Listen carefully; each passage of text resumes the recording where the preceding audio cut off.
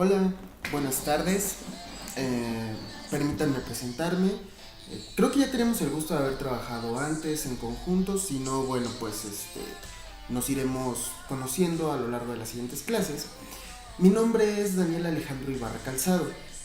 Soy docente del Instituto Mexicano de Psico-Oncología. Y bueno, un poquito más a profundidad, si ya me conoces sabrás esta parte, si no te la comparto. Soy psicólogo clínico, egresado de Universidad de La Salle, soy terapeuta cognitivo-conductual y maestrante en tanatología por el INPO, ¿de acuerdo? Eh, Tengo la fortuna de ser catedrático de los 3 planteles del instituto, de las carreras más importantes que tenemos, que son trabajo social, psicopedagogía y psicología, ¿de acuerdo? Entonces, pues vamos a estar trabajando en conjunto. También tengo la fortuna de ser docente en ULSA, de la carrera de enfermería y próximamente también de psicología. Bueno, la materia que vamos a estar revisando en conjunto es psicología social, ¿de acuerdo? Antes de entrar a lo que son rubros de evaluación y todo esto, te quiero compartir por qué se está haciendo la dinámica así ahorita en IMPO. Como sabrás, debido a las situaciones que el país ha estado atravesando en este momento, el instituto ha buscado un recurso y una manera de que los alumnos se mantengan vinculados a continuar con su proceso formativo y no se desaproveche el tiempo entre lo que podemos regresar a una clase personalizada. Es una herramienta, es un recurso que esperamos que te sea de utilidad en la medida de lo posible, ¿de acuerdo? Entonces, pues bueno, eh, la idea de esto es que yo te vaya dando una clase, te explique algunos términos, algunos conceptos que vamos a revisar. Toma nota, por favor, porque es muy importante. Lo vamos a retomar en la siguiente clase que ya sea presencial. Te voy a hacer preguntas de lo que hablamos el día de hoy. Te voy a ir pidiendo que hagas unos ejercicios durante este video y me los tienes que entregar y compartir durante la clase ya presencial cuando lo tengamos esa oportunidad precisamente. ¿De acuerdo? Espero que hasta aquí no haya ninguna pregunta. Y pues bueno, vamos a pasar a lo que son los rubros de evaluación. Entonces, bueno, sobre los rubros de evaluación de esta materia que es psicología social van a ser 3 en particular, ¿va? Va a haber un examen, se va a tomar en cuenta, el examen se hace en la última clase, se va a tomar en cuenta la participación.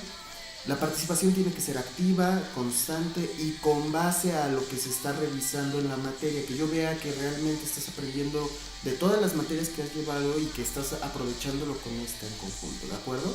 Participaciones de nivel licenciatura precisamente. Y también la última es un ensayo, ¿de acuerdo? Es un ensayo, ahorita te explico los rubros que tiene que traer ese ensayo. ¿Sobre qué texto lo vas a hacer? El ensayo tiene que ser sobre una de las obras de Sigmund Freud, es El malestar en la cultura, se llama la obra. Entonces vas a buscar el texto El malestar en la cultura de Sigmund Freud. Sobre ese libro lo vas a leer y me vas a realizar un ensayo que me entregas la penúltima clase, ¿de acuerdo? Me lo entregas en la penúltima clase que tengamos. Entonces, las características de este ensayo tienen que ser 2 cuartillas. Solo quiero 2 cuartillas. Esto es muy importante, chicos, porque de repente hay personas que me entregan, ¿qué te gusta? 6 cuartillas y no, o sea, es muchísimo. Yo quiero que los rubros solo sean 2 cuartillas, no más y no menos. Si me entregas más de 2 cuartillas, te empiezo a bajar calificación. Si me entregas menos de 2 cuartillas, te empiezo a bajar calificación. Y la portada no cuenta como una de ellas, ¿de acuerdo? Entonces, bueno, tienen que ser 2 cuartillas, letra Arial 12,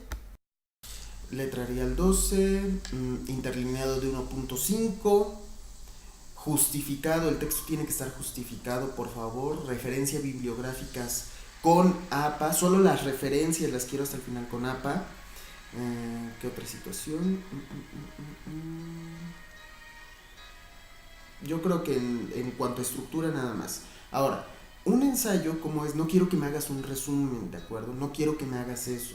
Un ensayo de verdad es una paráfrasis, es decir, tú tomas 2 líneas, solo 2 líneas de un texto, en este caso del malestar en la cultura de Freud, y lo que tienes que hacer es a partir de esas dos líneas, parafrasear tú también, meter lo que tú has ido entendiendo, tus ideas, tus aportaciones, ¿de acuerdo? Sustentándote en el autor, en lo que ha dicho. Si me haces un resumen, no lo voy a revisar, es muy importante. Ya a estas alturas ya tendrías que saber cuáles son las diferencias entre resumen y ensayo. Entonces, ese es el texto que vamos a revisar. Las clases te las voy a estar impartiendo yo todo el tiempo, tú lo sabes. No vas a exponer, simplemente quiero que realmente pongas mucha atención. Ahora, algo muy importante, recuerda, la puntualidad en nivel licenciatura es fundamental. Por lo tanto, ¿qué tienes que hacer? Cuando sea tu horario de mi materia, tienes de tolerancia solo 10 minutos para entrar al salón, ¿de acuerdo? ¿Por qué 10 minutos? Porque es el margen adecuado para que puedas llegar y acomodarte y todo lo que haga falta. Si llegas después de 10 minutos de tu hora de entrada, no te voy a dejar afuera. Si puedes pasar, por supuesto, jamás te voy a negar el acceso. Sin embargo, pues ya no vas a tener derecho a asistencia. Creo que eso es algo muy, muy lógico de este sistema, ¿no? Entonces, por favor, trata de ser puntual. Me guío en tu reglamento dice que solo hay asistencia o falta, no hay retardo, no existe esa figura, ¿de acuerdo? Entonces no te confíes, que algunos docentes te califiquen retardo, pues es su sistema, pero no es el que está como tal en reglamento. Entonces, recuérdalo, eres intensivo, tienes entre 1 y 2 faltas o 2 veces que llegues tarde para que te mandemos directamente a extraordinario o a recurso. No te arriesgues, por favor. Si tienes alguna duda con los rubros de evaluación, con gusto los trabajamos y los aclaramos más en la clase presencial, ¿de acuerdo? Muy bien, eso es en cuanto a lo que tenemos que ver de los rubros. Sí, principalmente. Ahora, vamos a iniciar un poco a platicar sobre lo que es la psicología social, ¿sale?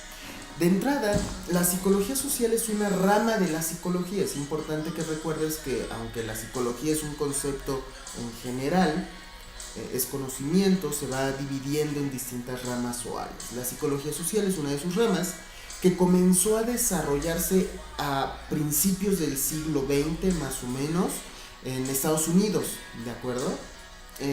Floyd Allport es considerado uno de los principales representantes de la psicología social, de la parte como disciplina científica. Y también tenemos a alguien fundamental que lo vamos a estar revisando constantemente durante la materia, que se llama Kurt Lewin.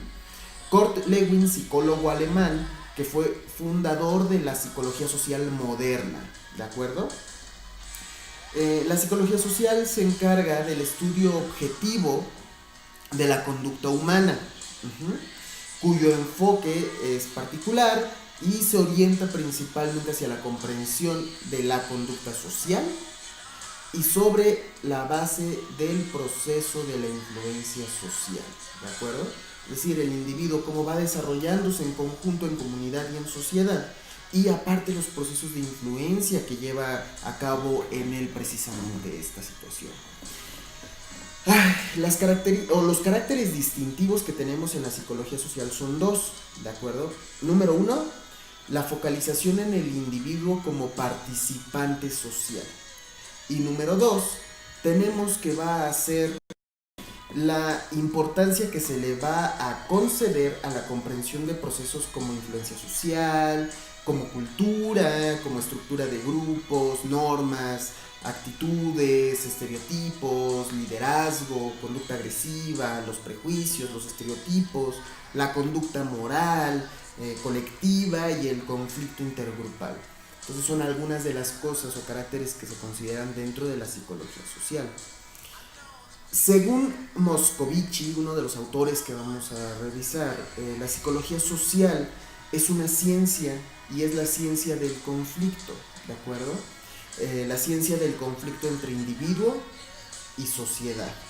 Aunque no existe como tal para este autor una concepción o un concepto claro en cuanto a su objeto de estudio, este autor sostiene como punto focal todos los fenómenos relacionados con ideología y con comunicación, ¿de acuerdo?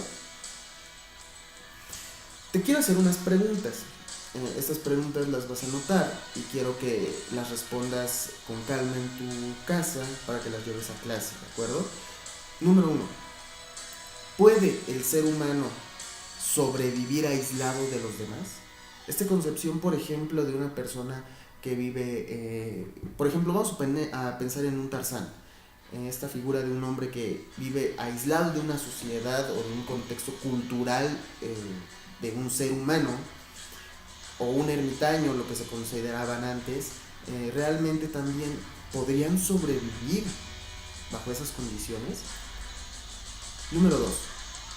¿Qué nos impulsa a organizarnos en grupos? Y 3. ¿De qué manera somos afectados por los grupos? Estas preguntas anótalas, reflexiónalas, es personal y quiero que en clase me las presentes, ¿de acuerdo? Siguiente. Tenemos a un autor, un filósofo que se llama Fernando Savater, tal vez ya has escuchado hablar un poco de él. Fernando Savater dice lo siguiente en uno de sus modelos de ideología: hay que nacer para humano, es decir, hay que nacer para convertirnos en humanos, pero solo llegamos a serlo cuando los demás nos contagian de su humanidad, ¿de acuerdo? A propósito lo van a hacer y también tiene que ver nuestro proceso de complicidad. Es decir, Fernando Savater argumenta que cuando nacemos tenemos el potencial para ser humanos. Sin embargo, solo podemos alcanzar ese verdadero estado de humanidad en el momento de interrelación con el otro. En el momento en el que el otro influye sobre mí, tiene una influencia directa en mi persona, me va a empezar a introyectar o a brindar estos elementos sociales y culturales que me van a permitir ese desarrollo completo. Y yo voy a ser un agente operador también en esta situación. Ahora, hablando un poquito sobre los procesos de socialización. Somos seres gregarios por naturaleza, eso es indiscutible. Es decir, al ser un ser gregario, buscamos pertenecer a un grupo determinado. No hay más, buscamos entrar en algún grupo, formar parte de algo. También hay que entonces hablar un poquito sobre lo que es el término de sociedad. Sociedad se refiere a toda organización o a esta organización del grupo más grande dentro del cual vive el ser humano, todos los seres humanos. Nuestra conducta está determinada de manera significativa por los grupos en los que vamos desarrollándonos y en los grupos en los que vivimos. En sí, la socialización es un proceso que ocurre desde la infancia. Igor Caruso, yo te recomiendo mucho que leas a este autor si tienes tiempo. No es un obligado para la materia, pero es muy importante sus aportaciones. Igor Caruso, en una de sus obras, Narcisismo y Socialización, argumenta que la socialización empieza desde antes incluso de nacer. Se da en estos primeros estadios donde pasamos de un útero materno a formar parte de un útero social. Una vez que salimos, ya estamos en este proceso todavía de socialización. Entonces, en esta obra Igor Caruso habla mucho de esto y es de los autores que lo sostienen y lo argumentan. También hablamos que es un proceso mediante el cual el individuo va a ser absorbido por la cultura de su sociedad. Esto es bien importante. Entonces eso siempre me ha parecido interesante y bastante relevante porque para muchos psicólogos sociales el ser humano no es otra cosa más que el vómito cultural. Es decir, la parte de la cuestión social nos absorbe, la creamos nosotros, nos absorbe y nos vuelve a escupir como producto cultural para que podamos congeniar y convivir con nuestros iguales y nuestros pares. Los tipos de socialización que existen son dos, es socialización primaria y socialización secundaria. La socialización primaria es la que se va a dar en la familia principalmente. Ocurre desde edades muy tempranas, si lo quieres asociar con el modelo de Igor Caruso, ocurre desde que estamos en un útero. Por lo tanto, ahí el niño va a aprender conductas importantes, como cuáles: el aseo personal, hablar, vestirse, el respeto a las reglas, la convivencia, el juego. Mientras que en la parte de la socialización secundaria tenemos que es la internalización de submundos institucionales o basados en instituciones que son realidades parciales que contrastan con la primaria, ¿de acuerdo? Aquí es muy importante que te haga la siguiente diferenciación. La socialización primaria solo ocurre cuando hay una carga emocional de por medio. Mientras que en la socialización secundaria se puede prescindir por completo de esta carga emocional para el proceso de socialización. En la primaria, entonces, sin carga afectiva no se puede dar este proceso de socialización. En la secundaria se puede prescindir de la carga afectiva para que el individuo internalice ciertas cuestiones sociales, ¿de acuerdo? Ahora, te quiero leer un fragmento de un texto y te voy a hacer unas preguntas que también me vas a anotar y las vas a contestar y entregármelas en clase, ¿de acuerdo? Ok, ¿listo? Se llama Una ridícula aspiración. Este fragmento de texto que te voy a leer es de Fyodor Dostoyevsky, ¿de acuerdo? Entonces quiero que le prestes mucha atención y al final te hago las preguntas. Hoy todos aspiran a separar su personalidad de las demás personalidades, gozar individualmente de la vida. Sin embargo, los esfuerzos de los hombres, lejos de alcanzar sus fines, conducen a un suicidio total, ya que en vez de conseguir la plena afirmación de su personalidad, los seres humanos caen en la soledad más completa. En nuestro siglo, todos los hombres se han fraccionado en unidades. Cada cual se aísla en su agujero, se aparta de los demás, se oculta con sus bienes, se aleja de sus semejantes. Almacena riquezas él solo, se felicita de su poder y de su opulencia. Y el insensato ignora que cuantas más riquezas reúne, más se hunde en una impotencia fatal, porque se ha habituado a contar solo consigo mismo y se ha desligado de la colectividad.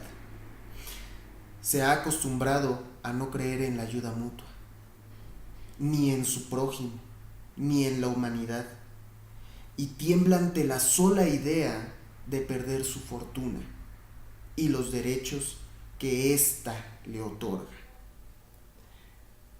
Hoy el espíritu humano empieza a perder de vista en todas partes, cosa ridícula, que la verdadera garantía del individuo radica no en su esfuerzo personal aislado, sino en su solidaridad.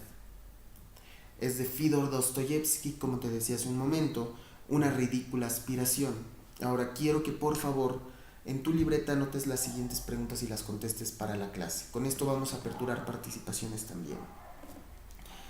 Número 1. ¿Cuál es la ridícula aspiración a la que se refiere el texto? Dejas espacio para contestar. Número 2. ¿Por qué crees que es ridícula esta aspiración? Y número 3.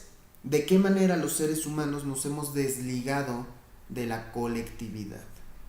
¿De acuerdo? Una vez que contestes estas preguntas, las vamos a presentar en clase para poderles empezar a compartir.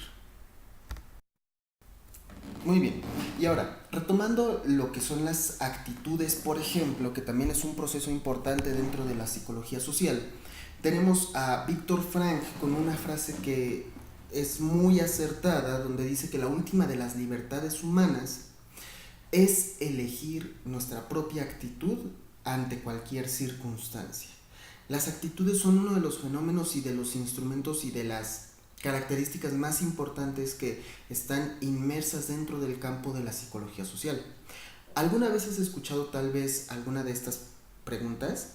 Por ejemplo, debes de cambiar de actitud, tu actitud es muy negativa. Mi pregunta para ti sería, ¿qué crees que es tener una buena actitud?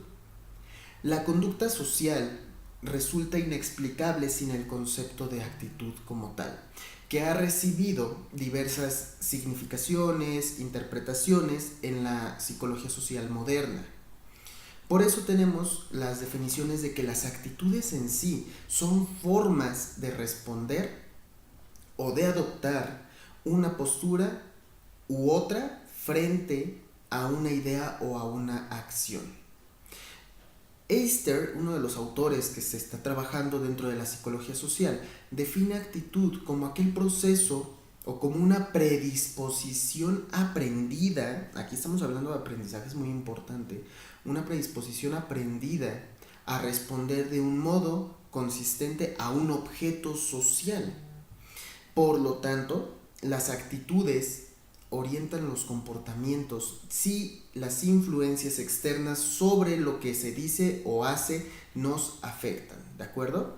Por ejemplo, vamos a suponer que eres una persona a la que le importa mucho la opinión de la familia o de los amigos y que te interesa tener una relación con una persona. En el momento en el que tú empiezas a salir con esa persona, a tratarla, a conocerla, a invitarla a salir, a platicar, empiezas a recibir comentarios negativos de tu familia o de tus amistades, como no me agrada para ti, no es una persona que considere muy agradable, es que no te deja estar con nosotros. Si eres una persona a la que le importa mucho la opinión de sus seres queridos, puede haber una probabilidad de que te alejes de esta persona que te gusta o que te atrae.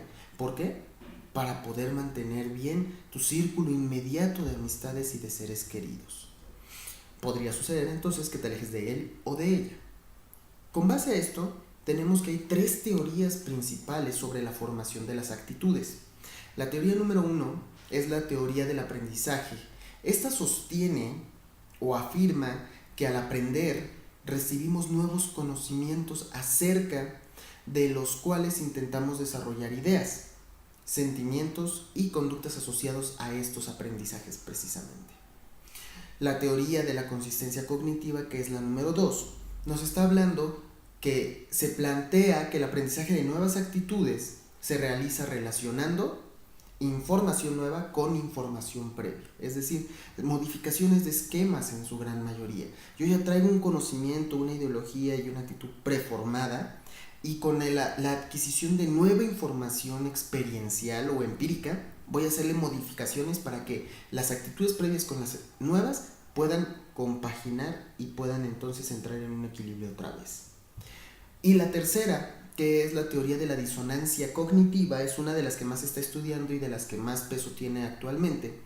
Consiste en hacernos creer a nosotros mismos y a nuestro conocimiento que algo no nos perjudica, pero sabiendo en realidad las consecuencias que pudieran suceder si se siguiese manteniendo dicha actitud hasta ese momento, tras haber realizado una prueba y fracasar en el intento. Por ejemplo, la teoría de la disonancia cognitiva la podemos manejar muy bien con las personas que son fumadoras. Las personas que son fumadoras tienen el conocimiento de que les hace daño el cigarrillo, pero la ideología es lo puedo dejar en cualquier momento o no puedo dejarlo, que también sería una disonancia cognitiva, y en ese momento empieza el conflicto interno. ¿Me explico? De todas formas, si tienes cualquier duda, por favor velas anotando para que en clase las podamos revisar otra vez. Ok, y para empezar a finalizar lo que es el tema de actitudes, tenemos que hablar de los componentes de una actitud. Los componentes de las actitudes son 3. Son los afectivos, los cognoscitivos y los conductuales. Vamos a explicar rápidamente lo que implica cada uno. El componente afectivo es, en pocas palabras, lo que se siente, ¿de acuerdo? Es el componente más característico de una actitud. Son sensaciones, sentimientos que se producen en el sujeto y pueden ser ya sean positivas o pueden ser negativas. Es la evaluación del ser humano, es la evaluación que nosotros hacemos hacia un objeto o una persona, lo que nos genera, lo que nos mueve, lo que nos despierta emocionalmente y afectivamente un objeto, una situación o una persona. Por ejemplo, en alguna ocasión tal vez has pensado o has sentido, conoces a una persona y dices, como que no me cae bien, no sé del todo por qué. Bueno, es porque es una valoración o es el componente afectivo de la actitud. Es tu evaluación sobre esa persona basándote en las sensaciones que te produce, ¿de acuerdo? O también, por ejemplo, cuando una persona te atrae y te gusta, tu componente afectivo tiene mucho que ver aquí. ¿Por qué? Porque si te gusta, si te atrae físicamente, su aroma, su fragancia, sus ojos, no sé, algo en particular, tu actitud va a ser diferente porque lo vas a valorar de una manera positiva. Entonces, al valorar a esa persona de una manera positiva, la sensación que te deja es adecuada, es óptima y por lo tanto vas a empezar a manifestarlo de esa manera. Cuando hablamos de los componentes cognoscitivos, que son los segundos componentes, es lo que se piensa sobre un objeto, ¿de acuerdo? Es el conjunto de información, de percepciones y creencias que el sujeto va a tener y a contemplar respecto a un objeto o a una persona. Ojo, los objetos no conocidos o de los cuales no poseemos información no nos generan una actitud determinada. Cuando ya tenemos información, sea completa o incompleta, ya ahora sí ya podemos emitir una actitud frente a ese objeto. Por ejemplo, las personas que tienen una cuestión homofóbica, con una información muy ambigua, poco clara y errada, pensando todavía, porque suele suceder, hay gente homofóbica que cree que la homosexualidad es una enfermedad y se contagia. Por lo tanto, ese es un registro de información cognitiva, ¿de acuerdo? Esa información que si bien no es correcta, va a generar una valoración sobre las personas y sobre esa situación. Y por lo tanto, en el nivel componente afectivo y también conductual, también va a haber conflictos hacia ellos, ¿de acuerdo? Y por último tenemos a los componentes conductuales. Es el componente activo de las actitudes, por lo que involucra la conducta observable de una persona hacia un objeto o a una persona. Es decir, los tres componentes se van constantemente hilando entre ellos. Ante un objeto, un evento o una persona, nuestra actitud va a responder en estos tres componentes o niveles. Primero, ese evento, objeto, persona va a generarme una sensación emocional, que es el componente afectivo. También va a generarme el componente cognoscitivo, que es lo que yo pienso, creo y supongo respecto a algo o a alguien.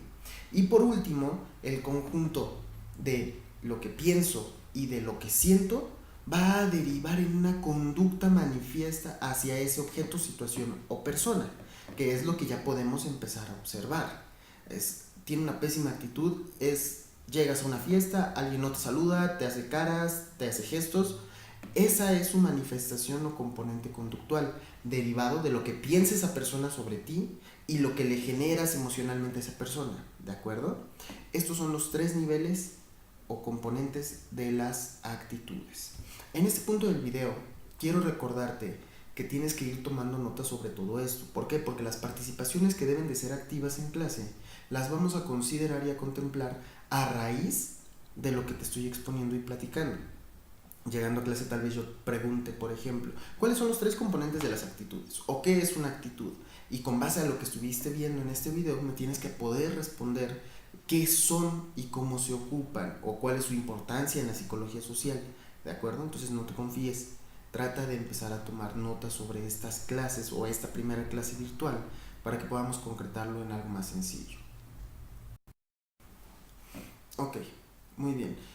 Con base a todo esto, no solo te voy a revisar la siguiente semana las preguntas que te hice hace un momento con el texto que te leí de Dostoyevsky, sino también te voy a pedir que hagas lo siguiente, ¿de acuerdo? Quiero que vayas como redactándome bien lo que estamos revisando, los puntos que estamos tocando aquí, porque se van a seguir repasando. Tenemos la siguiente situación. Verás, en la psicología, durante mucho tiempo se creía que era una cuestión individual. Sin embargo, hoy en día muchos autores dicen que no existe la psicología individual, que realmente todo es psicología social. Tenemos a varios representantes con este modelo teórico. Para ponerlo como de una manera más resumida todo lo que hemos estado platicando en este video, te tengo que compartir que la psicología social en realidad es que cuando la gente se junta, pasan cosas, ocurre algo. Junta a un grupo de personas, ponlas en un mismo lugar y va a ocurrir algo muy importante y significativo ahí. ¿Qué? ¿Quién sabe? Hay una metáfora y una anécdota que en lo particular me agrada mucho, que incluso nos permite ver un poco de la psicología del mexicano. Dice así: si pones a un mexicano y a un extranjero en un bosque y los abandonas, a la semana o al mes el extranjero habrá muerto y el mexicano podrá haber logrado una manera de adaptarse. Sin embargo, cuando pones en la misma situación a un grupo de extranjeros y a un grupo de mexicanos, al mes los extranjeros ya habrán logrado establecer roles, habrán logrado crear un sistema, habrán logrado buscar la manera de crear un refugio y un sistema de recolección. Mientras que al mes el grupo de mexicanos va a seguir discutiendo y peleándose para ver quién tiene la razón. Esto es algo bien importante porque nos hace ver cómo las actitudes y estos componentes de la cuestión cognitiva, la cuestión afectiva, la cuestión conductual tienen mucho que ver a la hora de establecer vínculos con los demás. La interacción humana es un proceso de comunicación que tiene que ir desde lo individual a también a lo social. Por lo tanto, ahí es donde estamos observando todos estos componentes. ¿De acuerdo? Ahora, para retomar también un poquito de la socialización y ligarlo con las actitudes, tenemos que hablar de algo muy importante. Cuando hablamos de un narcisismo, estamos hablando de lo que Freud mencionaba, que era importantísimo como el narcisismo primario para el establecimiento y desarrollo óptimo y sano de una autoestima a posterior, ¿de acuerdo? Recordando que el narciso o el narcisismo viene del mito de Narciso, este personaje mítico de la cultura griega que despreció incluso a una ninfa, la ninfa Eco, y que solo se admiraba a sí mismo sobre un lago, hasta que en una de esas ocasiones, por verse tan de cerca, se ahoga y renace como la flor narciso, que siempre está pues inclinada, crece a las orillas de los lagos, observándose a sí misma sobre ellos. Entonces, este narcisismo primario es adecuado porque nos va a permitir el desarrollo óptimo de futuras relaciones también. Sin embargo, al ampliar, ¿cómo se va a dar esto? Al ampliar el nivel de afecto o el amor a mí mismo hacia los congéneres, es como se empieza a dar esta interacción actitudinal y social con nuestros pares. Aquí también tenemos que mencionar, como dato cultural muy importante, un mito o una anécdota que se dio con el rey Federico II. El rey Federico II dice este relato que quería descubrir cuál era el idioma natal o el idioma innato con el que el ser humano podía nacer y tenía que potencializarse. Por lo tanto, lo que él hizo fue lo siguiente.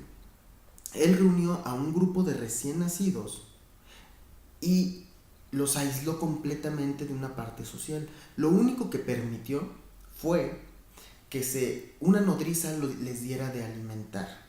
Esta nodriza podía alimentarlos, pero no les podía hablar, no podía hacer contacto visual directamente con ellos, no podía hacer otra cosa que no fuera más que alimentarlos. El fin de esto era ver cuál idioma se desarrollaba en los pequeños. Conforme fueron creciendo se dio cuenta el rey Federico de que incluso fallecieron. ¿A qué se debe esto? A que no hubo un proceso de interacción en ningún momento. Si no hay un proceso de interacción de estos dos úteros, el materno y el social, que estábamos hablando hace un momento con Caruso, evidentemente se va a ver perjudicada y va a verse impactada la calidad de vida del individuo a posterior. Es decir, en otras palabras, estos niños del experimento del rey Federico nacieron biológicamente, pero no nacieron socialmente, lo cual tiene un impacto bien importante. Muy bien, ahora que ya estamos cerrando temas precisamente, te voy a repetir las tareas que tienes que entregar la siguiente semana y te voy a agregar una extra. Disculpa, yo sé que es de repente muy pesado, sin embargo, pues considerando que somos intensivos y la premura con lo que se tiene que hacer este video y todo lo que tenemos que abarcar, es importante que estés ayudándonos y apoyándonos constantemente. Bien, tu primera tarea entonces es obviamente pasar a tu libreta los apuntes de este primer video. Segunda tarea es conseguirte el libro de El malestar en la cultura de Sigmund Freud y empezar a leerlo para que me puedas entregar en la penúltima clase tu ensayo. Tercer pendiente o tercer tarea es que respondas las preguntas sobre la lectura de Dostoyevsky. Cuarta tarea es lo siguiente. Me vas a tener que hacer como un pequeño registro, una relatoría en tu libreta sobre actitudes. ¿Cómo lo vas a hacer? De la siguiente manera. Te vas a dirigir a las personas, a esos a los que nosotros denominamos los invisibles. Ahorita te explico por qué se les llaman los invisibles. Los conocemos como los invisibles porque son personas que siempre están ahí, cerca de nosotros, haciendo actividades, haciendo algo en particular, que sin embargo no les prestamos la atención que deberíamos, o no les prestamos, a veces ni siquiera, a veces llegamos al grado de cosificarlos, como si fueran ornamenta o muebles o algo decorativo de un espacio en el que estamos en ese momento. Por ejemplo, si alguna vez te has puesto a observar realmente a las personas que están en un Oxxo atendiendo, te darás cuenta que, incluyéndote tal vez, las personas que se acercan a ellos mientras tienen una cara y una actitud de no quiero estar aquí, estoy pasando los objetos nada más, estoy cobrándote, pero realmente no te presto atención, todo es mecánico, entramos al mismo juego, entramos a la misma situación de comunicación y entonces llegamos, ¿cuánto es? Es 25 pesos, te pago y vale. O sea, ni siquiera tengo esta parte de hacer contacto visual con esta persona. Por lo tanto, vamos a ser agentes de cambio. Quiero que en esta semana te dediques a ir con los invisibles, que son los de los Oxxos, los cajeros de los centros comerciales. Quiero que lo intentes con alguna persona en tendencia de tu trabajo. Tú elige, ve quiénes son los invisibles, el chofer del microbús, el de la combi, no sé. Y trata de hacer una diferencia desde la psicología social. ¿Cómo? Recuerda que son 3 componentes: afectivo, cognoscitivo y conductual. Vas a impactar en los 3 utilizando tus 3 componentes en las actitudes. Cuando llegues a un Oxxo, a una tienda departamental o vayas a hablar con algún empleado, primero fíjate que siempre traen un gafete. Fíjate en su nombre, háblales por su nombre. Si vas a comer a un lugar, pregúntale el nombre al camarero o a la mesera y entonces háblales por ese nombre, no los cosifiques. Respeta esa situación y quiero que les trates de hablar como otro sujeto, otra persona, ¿de acuerdo? No sé, ¿qué te gusta? Armando, ¿me podrías traer la carta, por favor? ¿Qué me sugieres? Interactúa un poco con ellos, con los del Oxxo. Buenos días, señorita Rosario. Ah, se sacan de onda. Quiero que notes esos aspectos. Es muy importante que trates de interactuar con ellos de esta manera. Y entonces trates de tener una conversación breve, concreta, no invasiva, no seas invasivo, no te metas en temas que no son adecuados, simplemente es, hola, buenos días, le hablas por su nombre, le preguntas cuánto va a ser y le deseas que tenga un excelente día, mirándolo a los ojos, hablándole por su nombre, un tono ameno y regálale una última sonrisa al final, ¿de acuerdo? Y te retiras. En esta relatoría me vas a empezar a poner con quién lo hiciste, con qué personas, en qué lugares y cuáles fueron las actitudes que empezaste a notar. Es más, ahorita te voy a hacer un pequeño como recuadro para que veas cómo lo vas a tratar de plasmar para que llegues a compartirlo en la clase, ¿de acuerdo?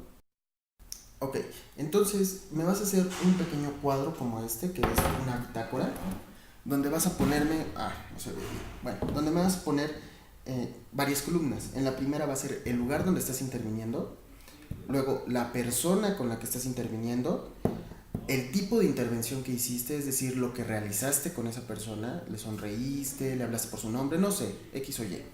Y por último, la respuesta que obtuviste al momento de intervenir de esta manera, ¿de acuerdo? Son las cosas que vas a tratar de anotarme en tu bitácora, o puede ser una relatoría que es redactada precisamente, y la vamos a llegar a compartir a la clase para que veamos cómo es que influye y podamos entrar al siguiente tema, que es la influencia social.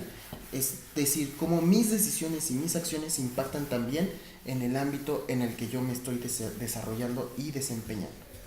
Espero que hasta este momento te haya quedado claro las primeras partes del tema que realizamos. En clase va a ser mucho más sencillo que podamos aclarar dudas y podamos hacer la resolución de todo lo que haga falta. Te voy a presentar algunos videos, los tenía contemplados también para iniciar en actitudes, sin embargo, pues es bastante complicado presentártelos así, ¿no? Entonces la siguiente semana te pongo los videos, arrancamos con tus preguntas sobre Dostoyevsky. Luego vamos a revisar tu parte de la bitácora de actitudes y de ahí empezamos con influencia social, ¿de acuerdo? Espero que vayas consiguiendo tu libro de El malestar en la cultura para que lo empieces a leer. Es un libro sencillo de leer, pero complicado de comprender. Entonces, cualquier duda que tengas, con gusto te la puedo ir resolviendo y lo podemos discutir en alguna de las clases, ¿de acuerdo? Bueno, que tengas un excelente fin de semana. Hasta aquí terminamos la primera clase de lo que es psicología social.